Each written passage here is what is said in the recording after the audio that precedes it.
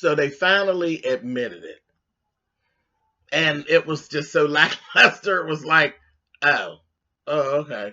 On to the next.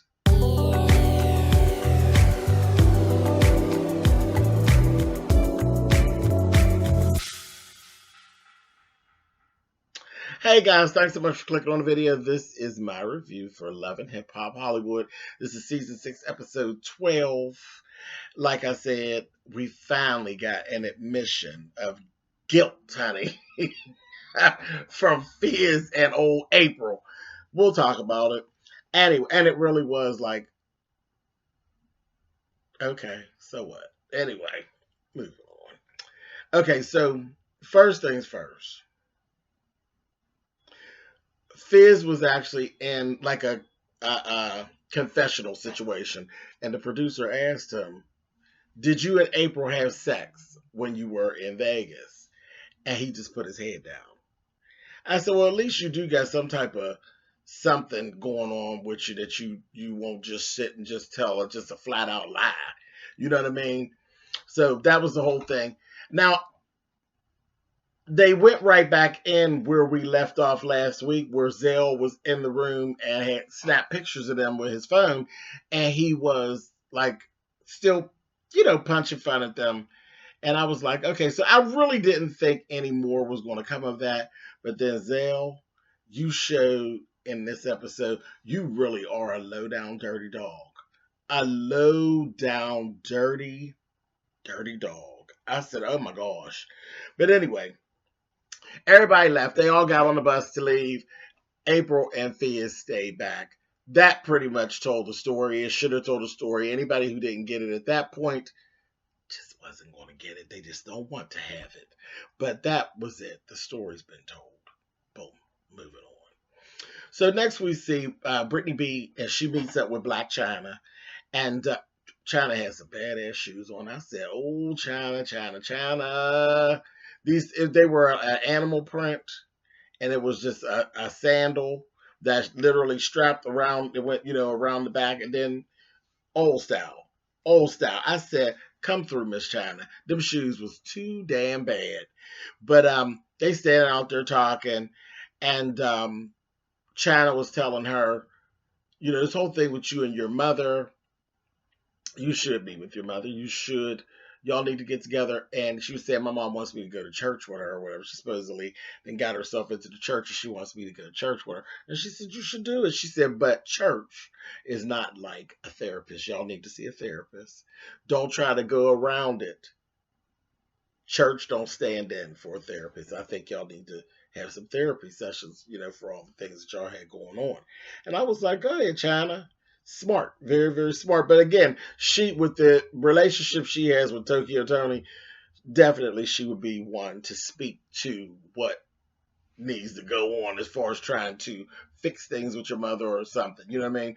Because I don't think their thing is not fixed, her and her mother, but at least she is giving good advice. She knows the direction to try to get it fixed. So it was good advice. And Brittany wasn't really open to it. And you could feel it right there, in that scene. I could feel that she wasn't completely open to it. And she was like, I'll think about it. And I'm like, you ain't hurting nobody but yourself. Either be in or be out. But that back and forth, like you playing double dutch, either be in or be out. You either want to repair this relationship or you don't want to repair the relationship, but she shouldn't play with it. And this before I ever seen the mother. After I seen the mother, I was like, girl, in or out, period. Anyway, so then we see Fizz sit down with his sister, and he just kind of went over the whole thing. I ain't trying to linger too long there, but about the fact about the grandma, he did get to go to the funeral. He feels very guilty that he was on the road and he didn't get to spend like the last days with her and that kind of thing. And there was another family member who actually had died when he was out on the road another time, and he was just like all sad and really grieving. He's grieving. I think it was totally genuine. I don't think it was put on for the cameras. I think those were genuine feelings that he was going through, but I don't want to sit there and play in it. But yeah, I think that was a very genuine scene between Fizz and his sister. And I thought it was very cute how she would say to grandma, I guess she was going through some Alzheimer's. And she was saying, toward the end, no matter who came on the radio, baby, she thought that was her grandbaby. I thought that was very cute. I thought that was cute. But anyway, moving on. He did tell her, that he's been staying over at April's. Oh, I'm so glad that April's there for you. Oh, she's there for him, honey. She's playing catcher's mitt, honey. To everything, the ball and everything, honey, the bat and the ball. Anyway, moving on. Then we see Yo-Yo sitting with her mom, and Yo-Yo's mom is real deal Holyfield. Okay, she's just real, and just she couldn't even get around it. Yo-Yo was like, "My mom is real." She was.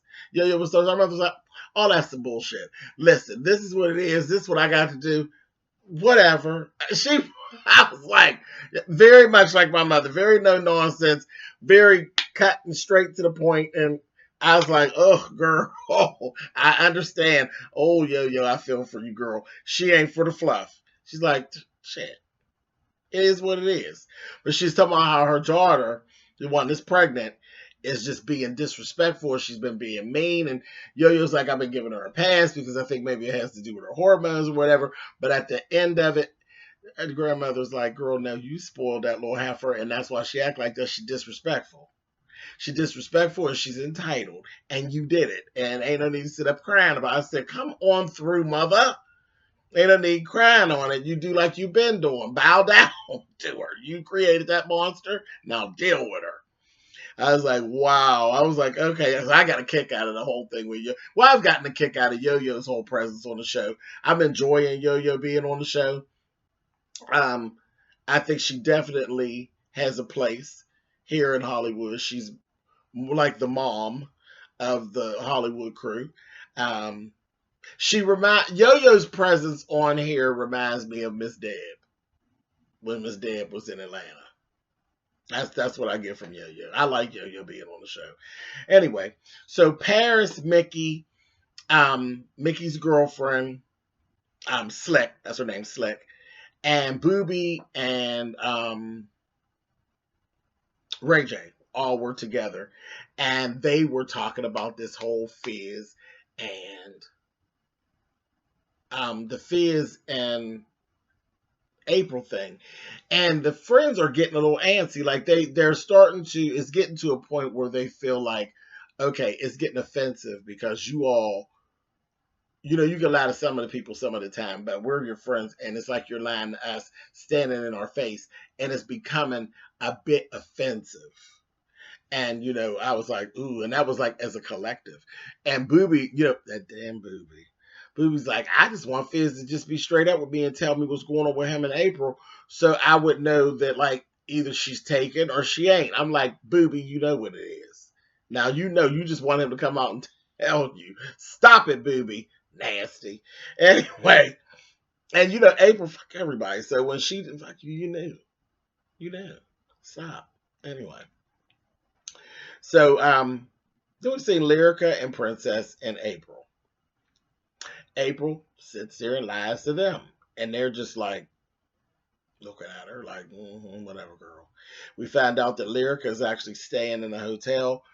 She does have the baby with her. Same old, same old. A1 and her. She's like, we need to co-parent. Girl, y'all gonna get back together, child. Nobody want to hear that mess. It is what it is. Their storyline is stale. It's getting old. I told y'all that before. A1 and Lyrica is stale. Princess and Ray J, that shit is stale. And April and Fizz is getting very, very stale. Very stale. I think after this episode, maybe it will pick up and we'll get to the nuts and the bolts of the drama of that situation. But up to this point, this shit's stale, with them. So, Princess is pissed with Ray J for going to Vegas. Whatever. Stale. Anyway, moving on. So let's go to the baby shower down to Yo-Yo's baby shower. Apple shows up. That Apple was built. You hear me? She had on a little crop top and had her in a ponytail. She looked real cute. Built. I said, oh, Apple's body sickening. But she rolled through, Tell me why Apple so ghetto. Why Apple shirts? That I came right from the strip club. Okay, had on a cute shoe. But why is you in here dancing? Well, strippers dance like strippers. That's what she do. She was breaking it up, but she came in the party with a bag of money, a 7-Eleven bag of money. I said, "Well, shouts out to 7-Eleven for getting a little promo, honey." But a 7-Eleven bag of money, who does that? And she throwing the ones up, making it rain on herself, and I'm like, a spectacle right down to the baby shower. But again, um, it seemed out of place for me because I wouldn't see nothing like that. But I live where I live. I live in Pittsburgh. People ain't coming to baby showers and making it rain and dropping down. You know, they're not doing that. It just don't happen. Um, it didn't seem out of the ordinary. Everybody was just like, oh, yeah, yeah. It was having a good time. So I just laughed and said, maybe this is a thing. Maybe this actually goes on in California. Anybody from California out there, leave it in the comments. Let me do y'all, is this like something normal or was this like ramped up for television? Because it just people seemed very comfortable with it and it just seemed so out of place. I was like, in the last 10 years, it's been this whole co-ed baby showers. Baby showers were always just for women. So when you start seeing males at baby showers, that's kind of where we are in Pittsburgh with our old behind selves, honey. So it's, to see strippers getting down to the baby shower. Okay, cool. What's next? You go to church with the bag and bust it down. Tatiana right down there, down at the bar, not in the sanctuary, but down in the kitchen, or down where they serving the food. You just bust it down there. Listen, I don't leave it in the comments. I love it. Apple is so ghetto. I love it. Anyway, moving on. Um, Yo-Yo had to get Apple together. She just chastised her right there, right in the party, because she was going on. They were telling Yo-Yo about their time they had in Vegas and everything, how they were having a good time, and then there was drama, and she's talking about how she gonna whoop up on Paris, and Yo-Yo was like, no, for what? Like, why is that even necessary? No, girl, you can't whoop up on everybody. And then it was like, Paris is known for throwing drinks, child. Shit. So I'm going to kick her ass. She's like, no, you're not. Girl, stop it. And then we found out Yo-Yo has actually said she had did some work behind the scenes for old Apple. So she's like, I've done worked out some deals and things. I need you to just sit down and shut up and stop acting a damn fool. End. Period. Okay, so that was down. Other than that, everything else with the baby shower was cool. Brittany and her mom. She meets up with her mom. Her reception with her mom was just cold, to say the least. It was cold. It was like, I was like, oh, God. The mother's better than me because I haven't even sat and talked to her. Oh, girl, this is what you got going on? Okay, cool. Done. But yeah, the mother was like very open to wanting to fix things and she was very apologetic. And I see a lot of like when there's people who are having it out with their parents and the parents have done drugs and different things like that and neglected them. There's generally this thing where the parent, and it irritates me very, very bad, where the parent, after they go through their recovery, they start to feel like the world owes them the sympathy. Nobody owes you anything. You fell down on your job and nobody owes you anything. Nobody has to accept your apology. Nobody has to accept you back into their life. But I always seem to run into that. I see that where they feel so entitled. I got myself together. You're right. You got yourself together. It don't have anything to do with it doesn't negate what my experience was because you were fucked up. You know what I mean? So that always irritates me. And her mother was not that at all. Her mother was very apologetic and very open to trying to to fix what she could and move forward. She, she said, "Could you come to church? I've been going to church and it feels really good. And, could you come with me?" And she was just not very receptive. And I thought she was very cold to her mother. I really did. And she looked a mess in that sweatsuit too. But that's a whole nother petty piece of me. But I'm like, her body is jacked. It's jacked. That, whatever she's gotten done on her bottom half, it does not look nice at all. She has a small waist, but her behind, it, I don't like that. I don't like that at all. And then it's kind of squared off. It looked like two bricks, like old cement block ass. I don't know. It just don't look good. And then from the back, she look like an old ass woman.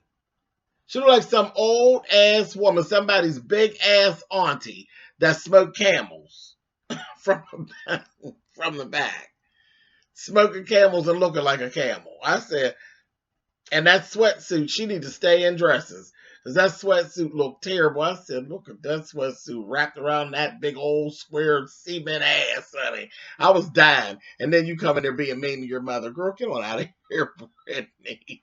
You a mess. You foolish. Anyway, moving on. Like I said, and that's her thing. It's her privilege. It's her Pennsylvania privilege to either want to, repair things with her mother or not. But girl, you ain't gotta be mean. You just either in or you out. Then she get outside and she gonna walk 12 blocks crying. Girl, bye. Anyway, am I being mean? I might be being mean. Y'all put it in the comments. I know y'all will, child. Anyway, and then speaking of mean and entitled, Trisha. Trisha shows up to see Mickey. First of all, Mickey. Now y'all know I likes Mickey. Mickey cute to me, but Mickey, it ain't that moist for you, sweetheart. He called Trisha there. He thought Trisha was gonna throw him off some money. Okay, that's what I got. He tried to pull her in there like in a trick bag, honey, and give her some of that ding ding, honey, and get some coins up out of Miss Trisha. And she came in there giving, I know today is you'll be kissing my ass. Today is what's going to be going on.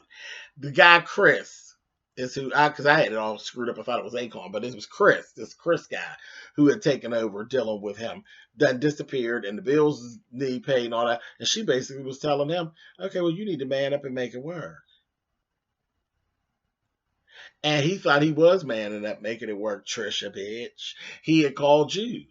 He was ready to give you that D, honey. He was manning up, making it work. But Trisha was like, oh no, you're not talking shit to me on camera now. I might let you trick me like that, and let you shake my purse when we ain't on camera, but I'm not gonna let you shake my purse on camera now. I said, oh, all right, honey. And she told him, if I go out of here and call you right now, and tell you want some of this, you will be like, come on, honey. And he would. But you got to bring that person, you know it. But she's jealous of Slick. All that going on, and all that being said, she's jealous of his relationship with Slick because he was her on call D, and she is completely jealous of that relationship with him and Slick. I just laughed at her, but I laughed even harder at him. I said, "Oh, Mickey, you really think you are hard man around town, don't you, Mickey?" I said, "All right, oh Mickey, you so fine, can't blow my mind, ain't Mickey?" I said, not shaking the girl's purses, honey. Anyway, moving on. Ray J and Princess. All I'm gonna say with this, cornball, sick of their stale storyline. Princess is pregnant, so she's running around with an attitude, and she leaves him on the street again like she always does. Every season, there's a scene where she leaves Ray J on the street somewhere looking stupid, and we know that she really ain't left. Child, he's standing there. She took the baby and left. He got the baby bag. He got the stroller. He got her purse. But we're supposed to believe that she actually left him. Mona, stop playing. Ray J, you funny. Stupid. Where's the Range Rover? Boy, shut up. He's so stupid. Then we get to see Fizz and April sitting down, and they sit there, and honey, they finally admitted to what they have going on. I said, oh, I guess. We've been waiting all season for this, honey, and it was very lackluster. We was like, oh, okay, all right, we knew that. Whatever. So now they're out with it. Zell and Paris, they share an apartment. And Zell ain't got his rent. So this is when we get into the whole thing. Now they're sitting there talking about April. April, they done seen April on IG hanging out with Brittany B. I said, uh-oh. So they're pissed. They are pissed. They're like, she's with the ops. So they're pissed off. These two use that information by which to get to they use that information to justify the fact that they're going to put April and Fizz on blast. And they're doing it for money. They're like, we need to rent money anyway. We're gonna contact Jason Lee of all people.